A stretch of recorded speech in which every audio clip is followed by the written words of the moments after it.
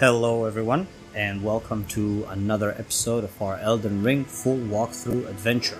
I am the Mad Pumpkin, and for today, we have an exciting episode ahead of us, and there is a single reason why.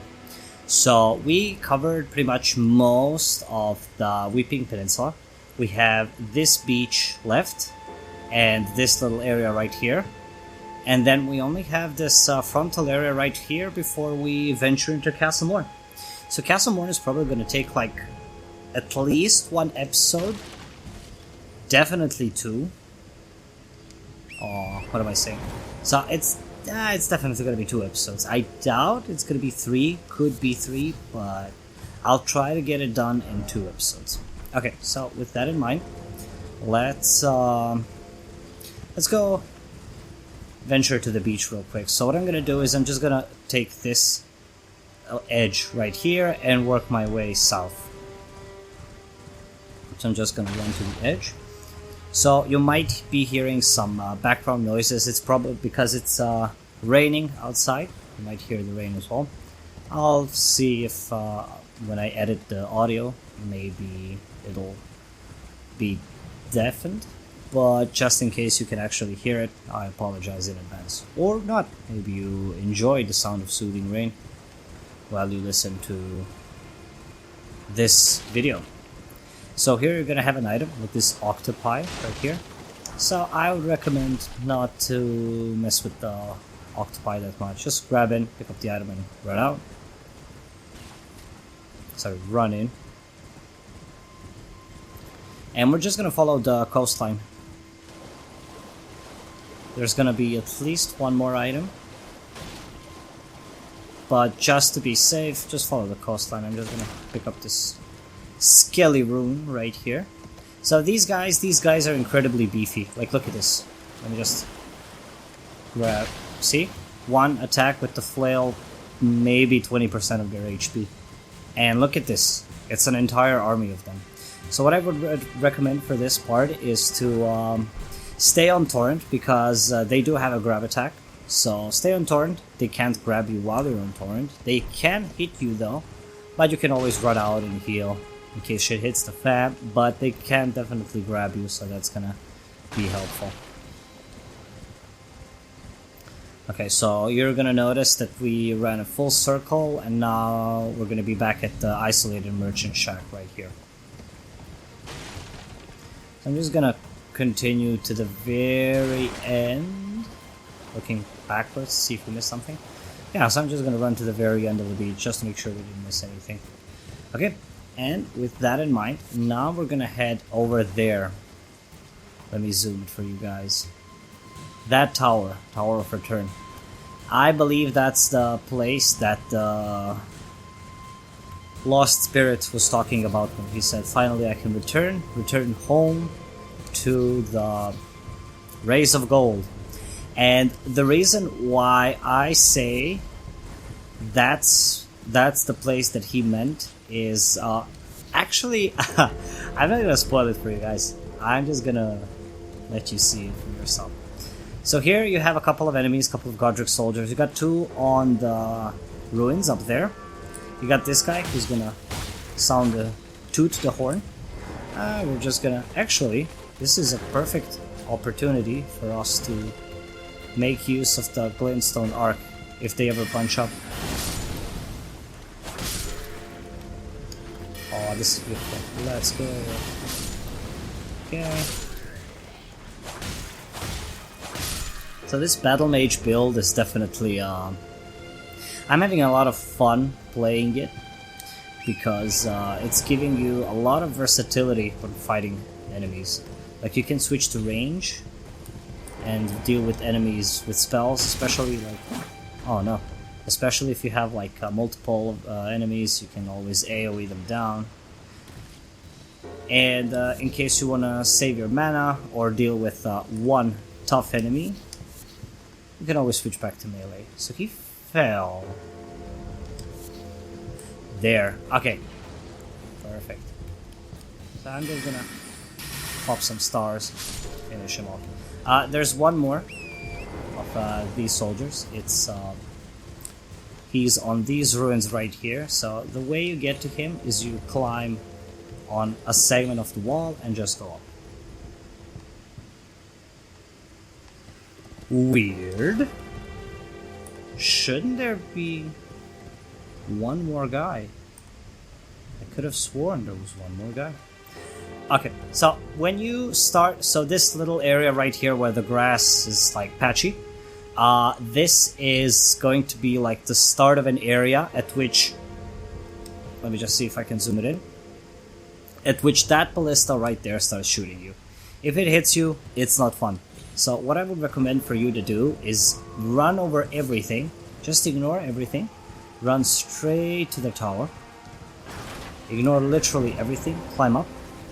Some of these soldiers are going to climb with you up, but it's more than fine because by the time they get up to you, you're going to be long gone.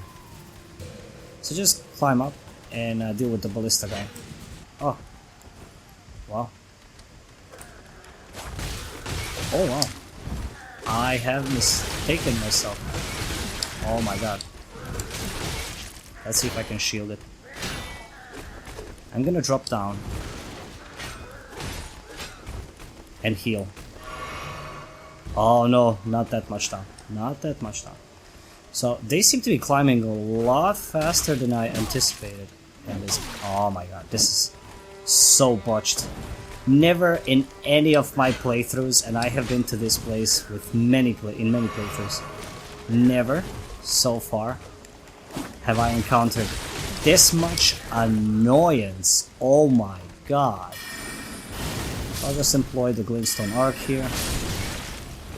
Oh my, the amount of annoying you guys are, it's insane. So in theory, you go up, you deal with the ballista guy, and then you can go down and deal with the other people. I'm just gonna run up because I think there should be... Actually, I'll do that last. So you have this big knight over here and a couple of Godric soldiers. What I would recommend, especially with this build that we're doing, help yourself out with some of the damage from range to deal with the big knight. And once you deal with the big knight, the other guys are going to be hopefully a piece of cake.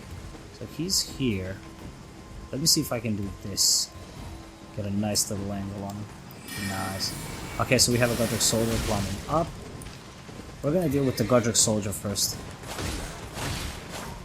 since he gracefully climbed up.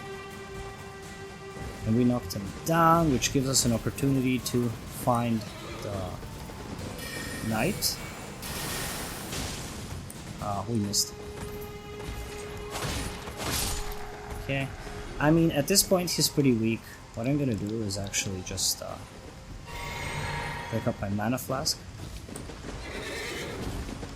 You can mount up for him. Probably would be even better. But I'm just gonna, since he doesn't have a lot of HP, I'm just gonna run him down like this. So the horse is gonna run away. You don't have to kill it.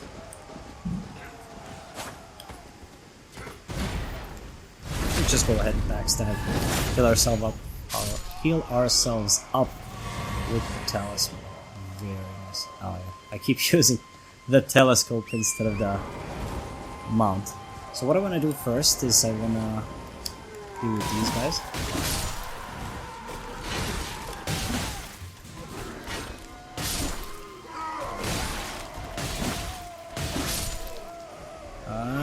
I didn't heal in time, unfortunately, but that's okay. And we pick up the Great Dragonfly Head. So the sounds you're hearing, you can only hear this at night, and to my understanding, it's these crucified guys screaming in agony. But for some reason, you can only hear them at night, and that one, I still haven't figured out why. Like, why you can only hear them at night. Like, if you find these guys during daytime, they're not gonna scream. They're just gonna be chilling there peacefully.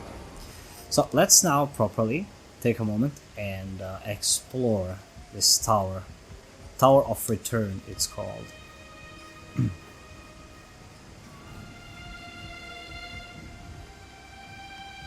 Do we have anything? No. Okay, now let's go up. Okay, we're at the top side. So this is the ballista that's been shooting you. And we have a chest here. Let's go ahead and take a look. And it's a trap chest. It's gonna take you to a very nasty place. So I actually let this trap take me on purpose for two reasons. One, so we can see where it actually takes us. And two, because silver lining of this horrible place for us is that there is a nice little item. And we're transported into Elden, the royal capital. So just for reference, let's see. So this is where we were. This is where we were right there. This is the Tower of Return, and the chest got us all the way up here. And this place is not meant for us at this current stage of the game. Like, this place is 80th, 90th level-ish. I would say you'd have to be to comfortably go through this place. This is a legacy dungeon, sorry. And we're going to talk about this, but check this out. Look at this. We're literally almost at the foot of the Great Earth Tree, the one that you can see from Limgrave, far, far away. So this is going to be the city that's actually literally at the base of it. And no, this is not end of the game. There's much more. But for the time being, check this out. You have this giant right here that's sleeping. So let me just take a look real quick. Okay, what I would recommend us to do is, if you have close to enough to level up, let's pop some runes and level up, just to be safe. I think I need 1600. Because, like I said, this is a very, very much later in the game kind of area. Let me see. So 18 intelligence, 18 dexterity, mind. Let me get some more mind. I need some more mana to cast spells. So, what I would recommend, using a strike weapon, in our case flail. And first thing we're gonna do is we're actually gonna run to the right. And there's gonna be a chest here, and this is not a trap chest, there's actual loot in here. Open it quickly, pick up the item, and be ready to dodge. So, oh my god, like look at this, one hit, almost dead. So, same like with every giant. Run under the feet. We're doing literally nothing to him. Literally nothing. But what we can do is do a couple of jump attacks and stagger him. And then run to the heart, and boom. Now this should do much more. Oh man. Oh, it's still not nearly enough. Okay, so I'm gonna just go ahead and back off, because this is gonna take me ages to kill, to be quite honest. So you can just go rest at the side of the grace. And unlike one of the trap chests that actually does not let you teleport out, this one does.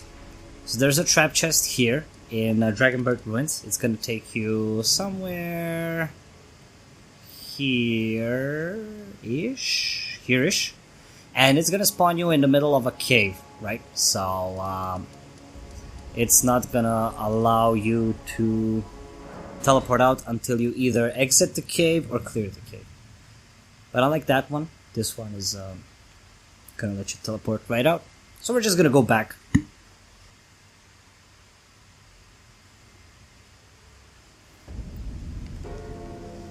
So another reason I mentioned that I wanted to take you guys there for the lore is because of the fact that you might have noticed that the theme of that place is like everything is golden, right? So in the lands between, Elden, the royal capital, is considered to be like the capital of the Golden Order, like the hub of the Golden Order itself, right? And given its reputation as such, I believe that's why the spirit wanted to return to.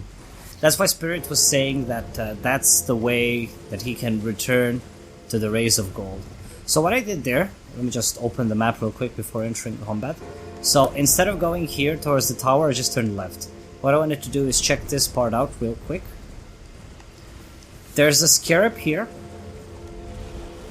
I think it's actually a health scarab, like Crimson Flask replenishing one. So you should be more than fine if you miss it. It's no big deal. But beyond that, you got some gold fireflies, and let me see here. We have something here. We have this little pocket area right here. Let's go ahead and take a look. So this actually connects to the Tower of Return, and we have an item. Nice. Let's see. It says mushrooms. Nice. You know we love our mushrooms. I'm gonna switch back to our trusty Twin Blade. There's some bats here, so be careful. Usually you would, usually I always went from this direction over here. That's why I could saw the bats. That's why I could see the bats more clearly. And there's one here, and for some reason he refuses to come down. Really? Now that I cast the spell, he decided to come down. Isn't that a fun thing to do, Batman? And besides a couple more mushrooms, I would say with certainty that this area is now complete. So what I'm gonna do is teleport to the Castle Morne Rampart, Grace, and we have just a little more of area left before we venture to Castle Morne.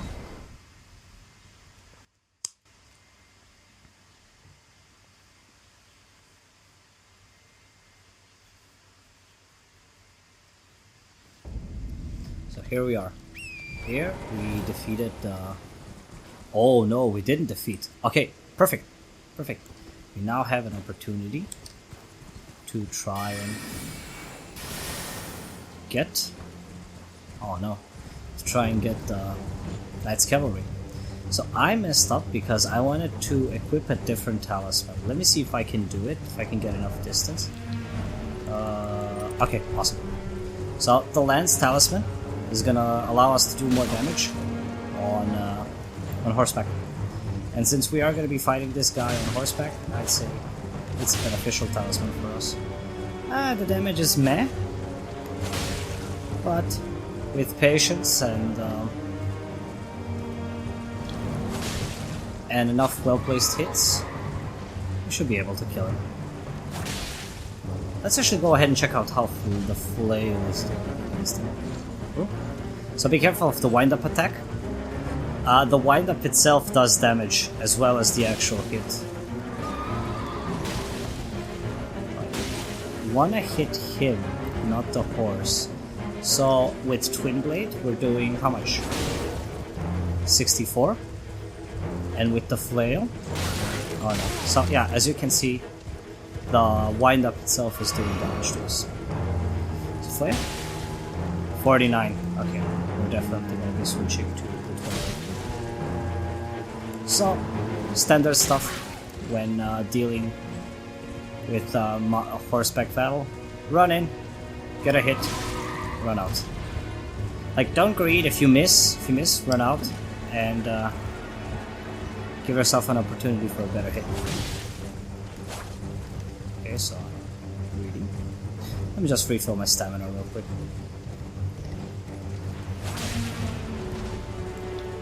So let's actually try and see how magic does. I'm gonna get some more distance on him because Glintstone Star is being charged.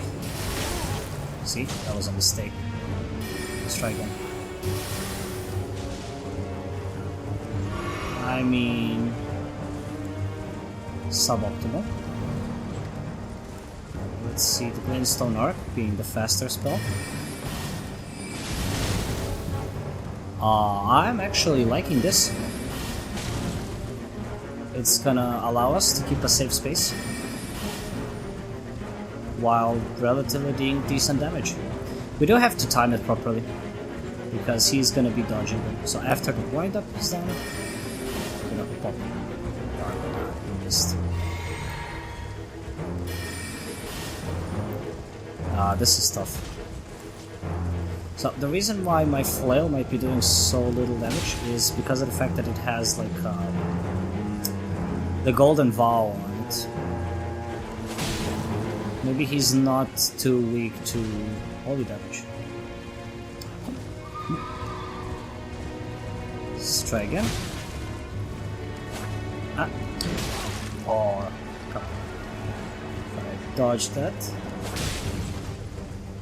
So on the bright side, we might get him off his horse, which is gonna allow us to do some damage onto him. So just run up, boom, look at this. So killing the horse isn't necessarily a bad idea. Oh my god. How to be greedy.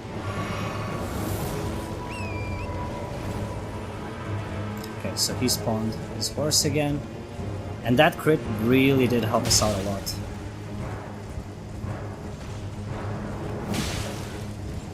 It helped us out a lot.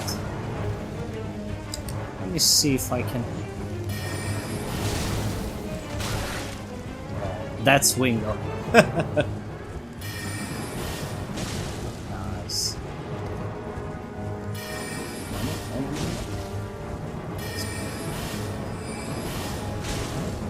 So one more Glintstone arc should take him.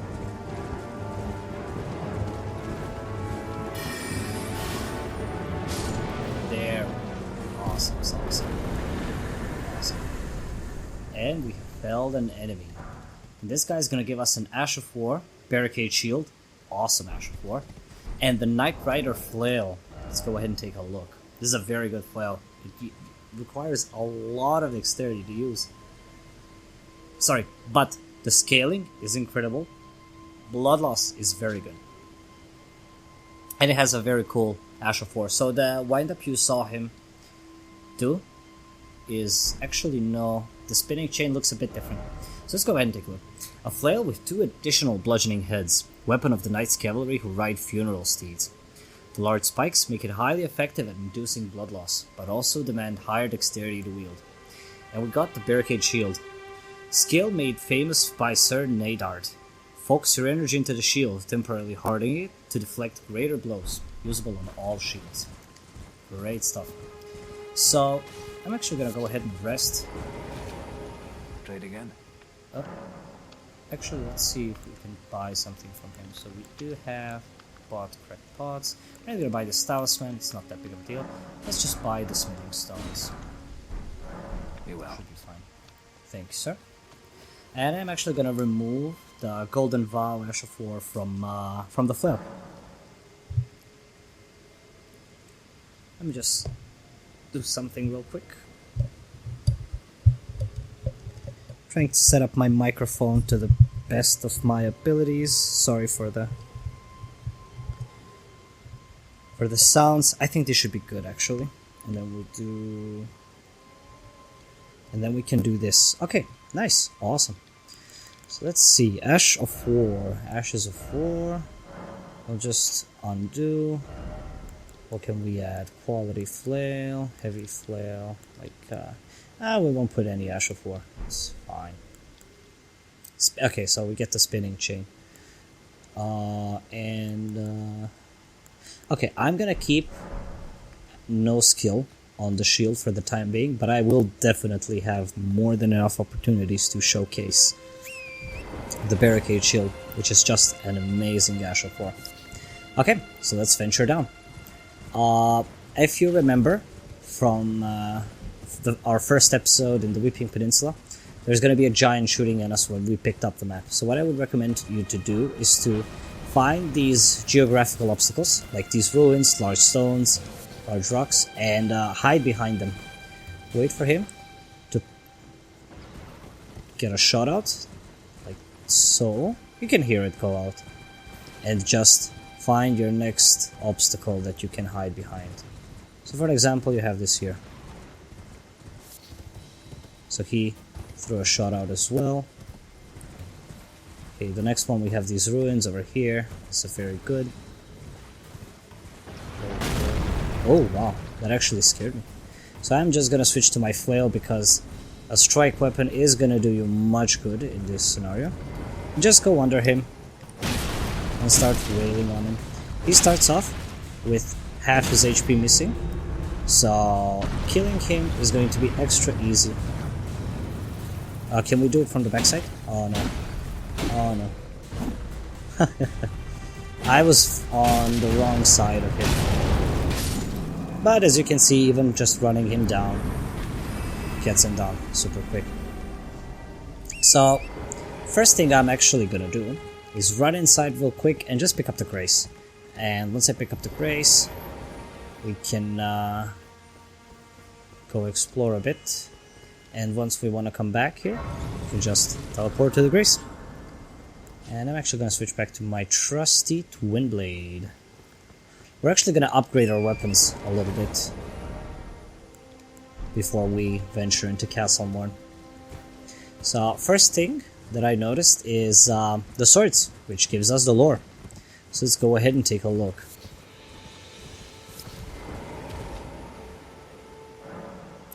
The Siege of Castle Morne. A lone hero fights for his vengeance, only to fall at the hand of Lord Godfrey. So, apparently, Lord Godfrey, the first Elden Lord, has besieged this castle, and the lone hero who stands to defend it, I'm not sure who he is, but we are gonna see someone inside who is of a lone hero persuasion, right? So that could possibly be the same person, but I'm not 100% sure. Why Castle Morne was sieged? I'm unsure. There is a theory that since Misbegottens are servants at the Morne Castle, there could potentially Castle Morne was sieged because Lord Godfrey of the Golden Order is opposed to anything of, I'm gonna say impure for the purposes of lore, of impure origin, and Misbegottens are one of those types of creatures. So it could be a reason why Castle Morne was sieged, because he did not resonate with the fact that something so impure could even be deemed as fit for serving the people at the castle. But that's just my theory. I'm not 100% sure on this. Do not take my word for it. And if you know something different with more certainty, I'm all ears and eyes for it. So next thing we're gonna do is we're gonna clear the sides of this middle area. There is going to be let me just switch to my staff. There's going to be a scarab that's going to give us an incantation. Let me just see where it is. I'm going to try and target it. There it is, right there. Not that. That's a squirrel. There we go. So I'm going to try and Glowstone Star it. And hopefully, there we go. And we get the Poison Mist. So let's go ahead and take a look real quick. Releases a poisonous mist before the caster. This incantation can be cast while in motion. Those who dwell within poison know rot all too well, the death that begets life, that comes to all equally. That is to say, it is the cycle of rebirth put into practice. So, as the incantation said, it's incantation used and made by the Servants of Rot. And we are going to encounter Servants of Rot much later in the game. But we will in any case encounter them. We're gonna find new types of enemies. I don't think we've encountered them yet, and that's the bears. So these are small bears, and they're not too difficult to deal with. The standing up, I believe, is just their intimidation tactic. Just go ahead, run them down. They do hit hard, and their poise is relatively good considering at what stage of the game they're in, and how strong they are. So, not to be underestimated, but shouldn't give you guys that much trouble if you do with them carefully. There's one more bear. So this guy doesn't mind. So that's always nice. And we always get the hefty feast spawn. It's a beast spawn. It's not a 100% drop, but it's a very common drop. And we need those for our exalted flesh. So I'm just gonna run by the walls. We have this misbegotten here, randomly standing, minding his own business. So we're just gonna go ahead, sneak up, and do a nice little backstab on it. And I'm gonna do one. Oh no, I thought I was two-handing it. I thought I was gonna do the cool R2 charge, but I wasn't two-handing it. But yeah, the guy is very nasty to defeat, but if you get a backstab off of him, like I did, it shouldn't give you guys too much trouble. So we basically did this loop right here. This is the loop that we did, and it got us right here to the... This is the woods where the bears were. We got the poisonous mist here, and that's the loop that we did. So now, what we're gonna do is we're gonna do the same thing, but for the other side. And once we deal with the other side, we're gonna go upgrade our weapons and go to Castle Morne. Bide our time. So I believe we were here the first time we got into Peninsula because we picked up the golden seed. But I'm just gonna double check just to make sure that we didn't miss anything. We got some mushrooms. Okay, awesome.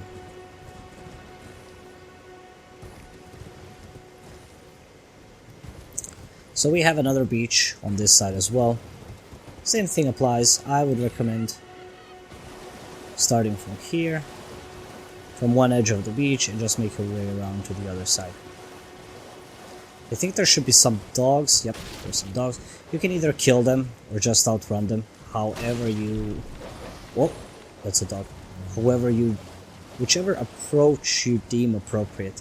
I am gonna outrun them just because I don't want to waste time dealing with them. And let me just get out of combat real quick. You have a scarab here, a crimson flask refill scarab in case you need it.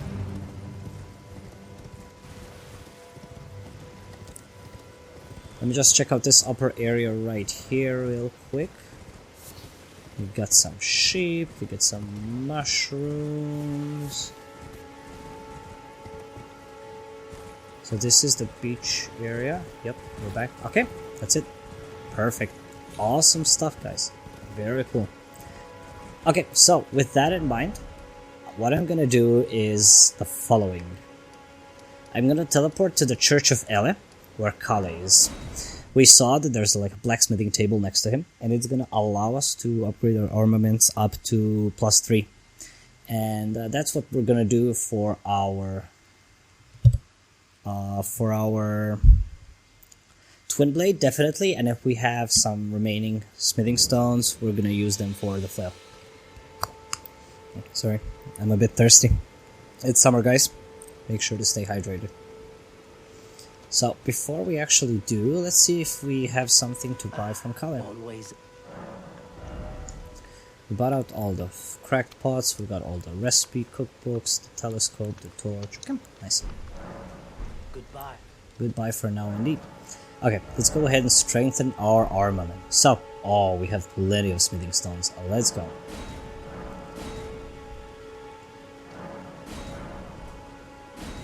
Okay, so we can do this as well. And let's actually get the staff up as well. And we're actually missing some runes. Let's go ahead and pop some. How much do we have on us? 270? How much do we need? 200. Oh my god, seriously. Let's see if we can sell something. What's it? Let's see if we have duplicates of some like armor or weapon. Oh, sword, short sword. Oh, sorry about that. Okay. No duplicates here. Okay, we do have a lot of these. So for the time being, I'm just gonna sell one. Goodbye.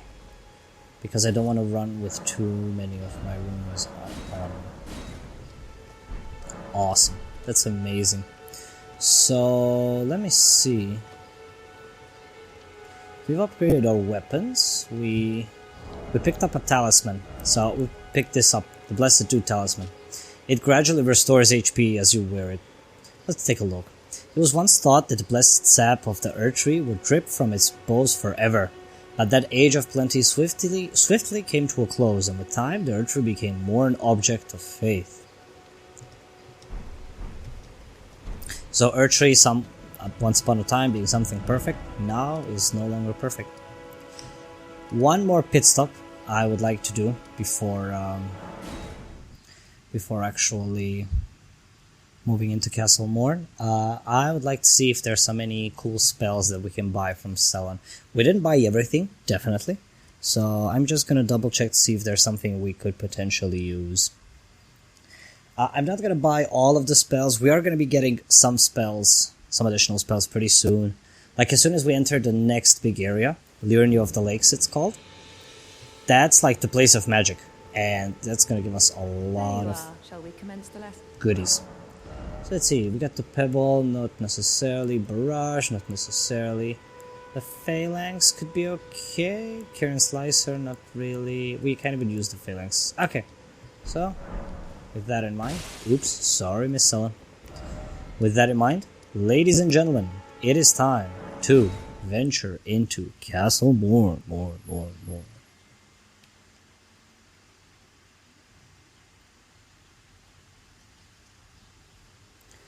Very cool legacy dungeon.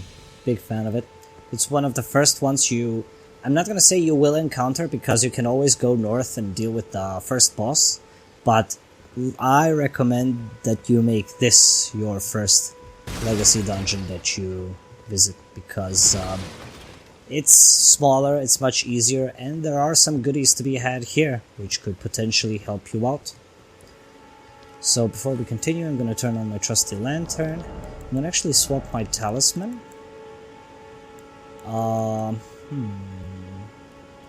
Let's actually put on the Blessed Dew Talisman, because why not? We can always switch to the crit one in case we find this HP regeneration to be lacking. And boom!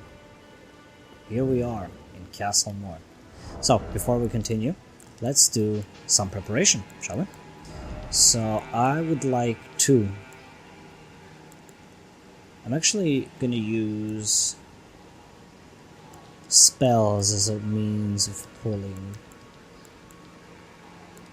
Let's see what we can craft. Actually, for the time being, I don't think we need much. Exalted Flesh isn't going to be needed now. Cookery, probably not. Warming Stone, not. We have the Magic Grease. We could put Magic Grease, but actually we do have coat armaments, so... yeah, okay. Actually, for the time being, let's venture forth. So, entering, you're going to notice a bit of chaos in front of you. Let's use our telescope to zoom in and take a look. So we have a lot of misbegottens here. 1, 2, 3, 4, 5, 6, 7. And the big one, 8. And there's one that we don't see from here. So charging head on into all of them would definitely be something of a bad idea. But pulling them one at a time is definitely an option. However, you may have noticed already that there's a couple of dogs here sleeping and running amok, right? So, in my experience, the best thing you could do is to pull the dogs first. Pull the dogs first, deal with the dogs first, and then take on the rest of Castle Morne. I'm going to use Greenstone Stars to bring him to low HP and just finish him off. And keep your distance from the Misbegotten. They might hear you and they might rile up against you. So, before you continue, you have two options. You can either continue clearing out the dogs, or you can check this side area out. I would recommend doing the side area first. There's going to be a dog here, and one ambushing you from there, right there. Let me see if we can zoom in on right there. You see its head peeking? He's gonna ambush you. So what you can do is run down this dog super fast, so you can have time to deal with this one.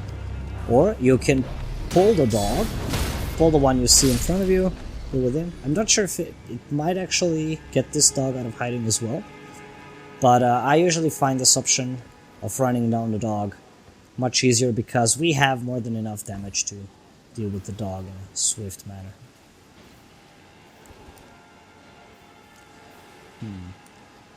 There's a problem. Pulling enemies with the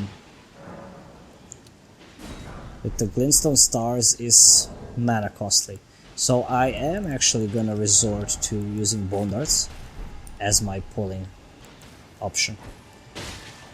Just pull. No, that's not what I wanted to do. Where's my shield? Where's my shield?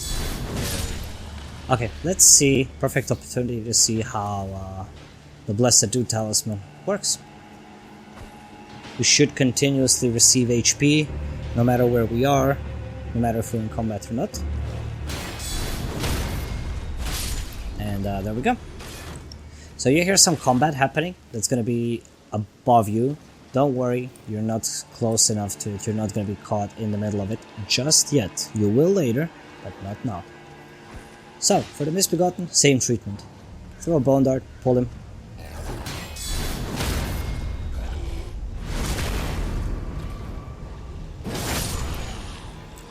Actually, I am gonna switch to the Assassin Crimson Dagger just because of the fact that we can actually crit these with ease. So that's gonna be my preferred way of getting our health back. So as long as you keep your distance, hold them one at a time, you should have no problems with clearing out this initial area. The guy on the top, he is a bit nastier, so definitely would recommend caution in dealing with him. But not to worry guys, I'll show you how to do it. I'm gonna pick up the Old Fang, nice. Let's go ahead and pull this guy. We're just gonna go a bit back. Get some space for us. Anything else? That's awesome. So now, this guy. A lot of butterflies here. It's gonna be very good for our flame pots. Why didn't I craft flame pots then? That was kind of silly of me. But that's okay. So for this guy, I'm just gonna kind of watch my angle, so I can actually hit him over the rubble. And, as always, go back. Create some safe space for us.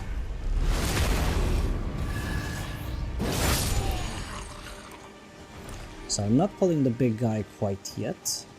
Let's pick up these butterflies. So yeah, there's that guy that I mentioned. And one more actually, over there behind.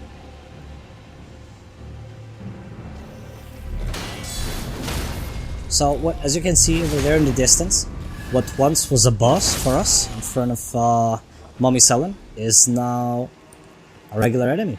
And it's gonna continue to be a regular enemy throughout the gameplay. But we've seen how to deal with him in the boss room. We know how to deal with him anywhere else. Okay, we didn't pull him. That's nice. And now for the big dog. Okay, so for the big dog, what I'm gonna do is get some free damage with the Glintstone Stars, equip Scholar's Armament, and deal with... So, keep in mind, he has a lot of poise. Like, the jumping heavy attack did not break his poise. You have to get a couple of them in order to actually legitimately interrupt him and break his poise. But as you can see, not that hard to deal with if done with patience. So what I'm gonna do is actually just run around, pick up these butterflies. These butterflies are always nice. Come on. Give. Okay, any more? No, we just have this item here. Okay, so for this part, there's two options. You can either go forward and deal with the Mad Pumpkinhead, or you can take this part right here, this route right here. It's going to take you somewhere else. What I would recommend you to do is take this part right here, just because of the fact that it's going to give us, it's eventually going to circle around and give us like another pathway to the Pumpkinhead. So let's actually go ahead and do that. Let's take a look around, and we have a chest here. What do we have? Claymore. Let's go ahead and take a look. A large sword with a long straight blade. This heavy sword is usually wielded with two hands, but for those with enough strength, one is sufficient. In addition to the heavy sweeping attacks, it can also make a heavy piercing thrust, making this a versatile weapon. And this has actually a very cool Ash of War. Let me see if I can actually equip it while two-handing it. Claymore, yep. So, watch this. This is the Ash of War. Very cool stuff. But since we're not running a strength build, we are going to be sticking to our flail and our twin blade. Let me just switch back to my flasks of crimson tears. So beyond that chest and claymore there's nothing else. You may venture downwards, and when you reach the gateway, be careful. So we have this Godric soldier being executed. So you can use this opportunity while he's being executed to backstab one of the misbegottens, which is going to give you a much easier time dealing with the other one. So as you can see here, misbegottens and Godric soldiers are at war, because like we said, misbegottens used to be servants of this castle, and now they have rebelled. And this is the castle that Edgar Morne, the blind NPC we noticed just when entering the Weeping Peninsula, mentioned to us. This is the place, this is where we should find her dad. So you can use this chaos right here to choose your targets carefully. Let's just do this. Oh. Choose your targets carefully. Clear out the resistance. We actually picked up a hit from there. I'm just gonna kill you and then look to get a backstab. Oh, I can't backstab him? Probably because he's in combat. Okay. Let's see if I can backstab you. Nice. Assassin Crimson Dagger doing the work. Big fan. So, this is... it feels chaotic, but just stand on the side, find the right moment to strike, or you can even wait it out. You can wait for them to kill each other and go in and sweep with maybe just one hit left or something, and clear the area. And we pick up the steel wire torch. This is very good. Let's go ahead and take a look. Torch wound with metal wire. The flame can illuminate dark locales or be used to attack enemies. Heavier than a normal torch, but the heated filament boosts fire damage dealt. So if you actually use the torch to deal damage, this is going to do more fire damage to us. And it actually has, I don't know if you noticed, but it legitimately has like a skill, Fire Breather. Blow into torch flames, spreading flames in a wide frontward arc. Flames on the ground will continue to burn for a short time. So this is a very useful... And one more thing I want to check. It scales with both strength and dexterity, so it's not actually a bad thing to try out. And actually we missed an item over there. And once you clear this area right here, there's nothing, nowhere else to go besides up there. So that's exactly what we're gonna do. Gonna climb up.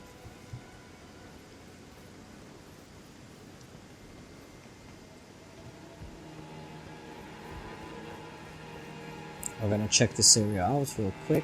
Okay, nice. So the next thing you want to do is look for a place to drop down, like this. You're gonna have a couple of enemies here. You should thread lightly. One is gonna come your way immediately, so just wait for him to come your way, deal with him, and now you're gonna have some other ones to deal with. So what I would recommend here to do, for you to do, is as follows. Pull this guy and run back. Pull him with the bone door and run back. Because there's, if you can see me locking on top, there's two more actually. Two more misbegottens that are kind of camouflaging themselves there by standing still. So before we continue there, let me just show you real quick. So when we had a path, we had a crossroad between the Pumpkinhead and the little area behind. This way is going to lead you back to the Pumpkinhead. We're just going to sneak past this guy. There's actually an interesting interaction if you can pull it off. If you just pull this guy and run and take him to the Mad Pumpkinhead, he's actually going to attack the Misbegotten, which is gonna, they're legitimately gonna fight. But for the Mad Pumpkin, you know the drill. Just stay behind him. Don't get hit by the head, if possible. And kill him. So there is an item tucked away neatly at the side right there. Just gonna go ahead and pick it up. So that's just what I wanted to show you guys. So if you went this way, you would have taken the stairs up there. And I don't know if eventually you would be able to reach the part where the Godric soldier is being executed. We'll check it out. But that's why I recommended that place in the beginning, because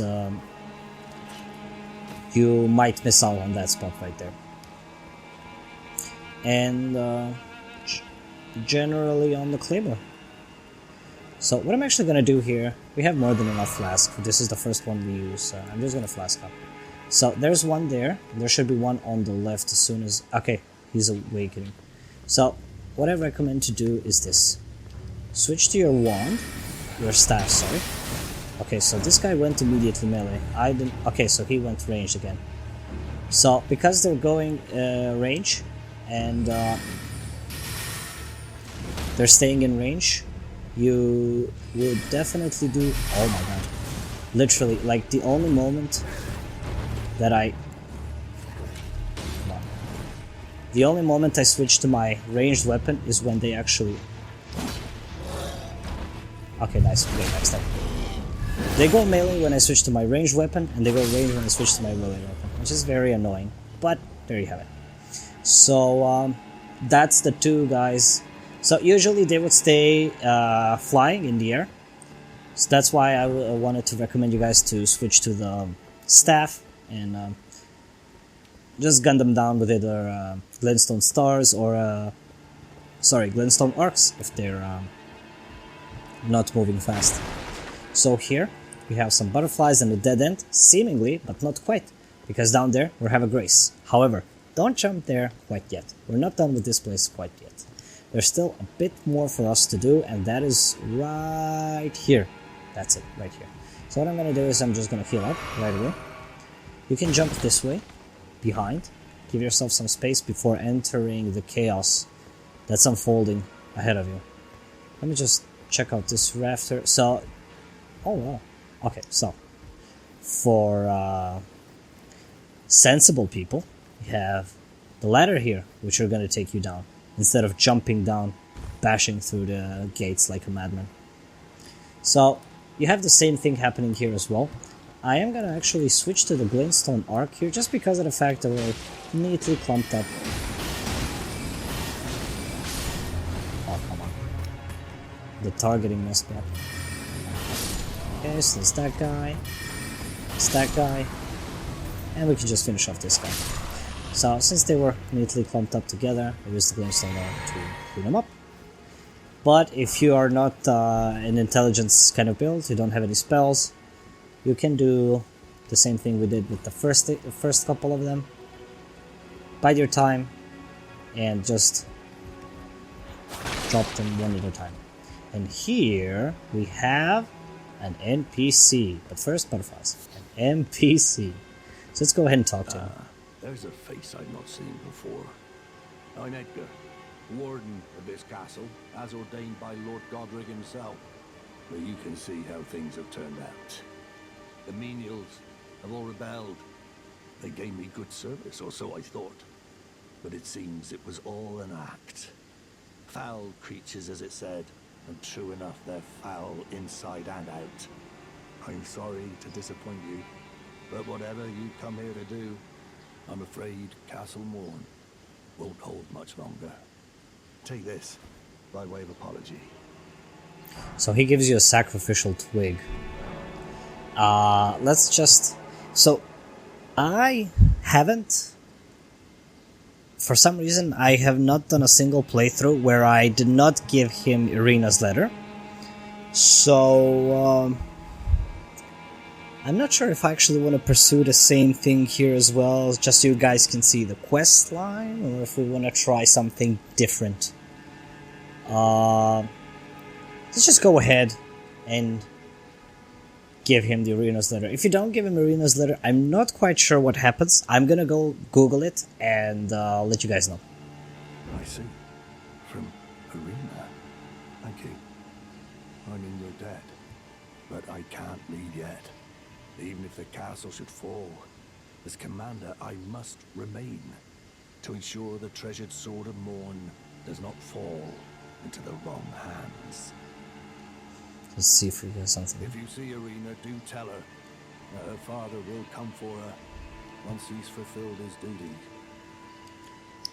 If you see Irina, her father will... we are going to eventually lay our hands on that sword, and let me tell you, the sword is magnificently cool.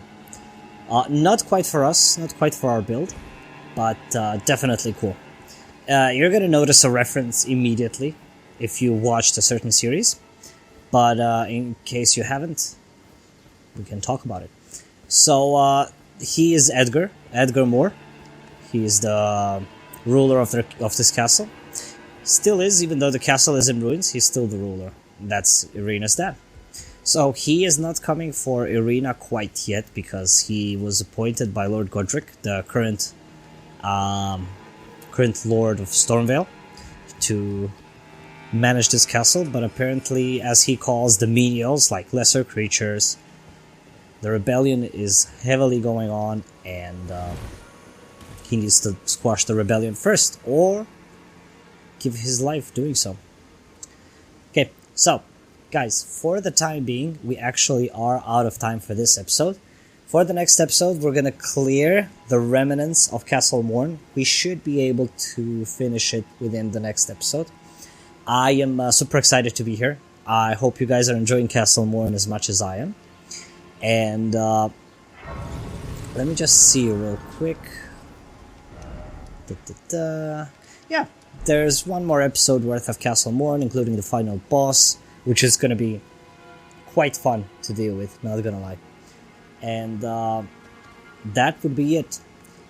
Let me just see one more thing real quick. So yeah, sacrificial twig, that's what I wanted to check out. So this is a talisman fashioned from a dried twig, so slender that it might snap at the slightest touch. Prevents rune loss upon death, but will be lost itself in exchange. Believed to be a twig pruned from the earth tree long, long ago. So if you equip this talisman and die, the talisman is going to disappear, but your runes are going to stay on you. You're not going to lose any runes. So just for something to keep in mind. Okay, with that being said, I will bid you guys goodbye, and I will see you in the next episode, where we will tackle the remaining parts of Castle Morne and the boss of Castle Morne. Thank you all for watching. I'm your host, the Mad Pumpkin, and I bid you goodbye.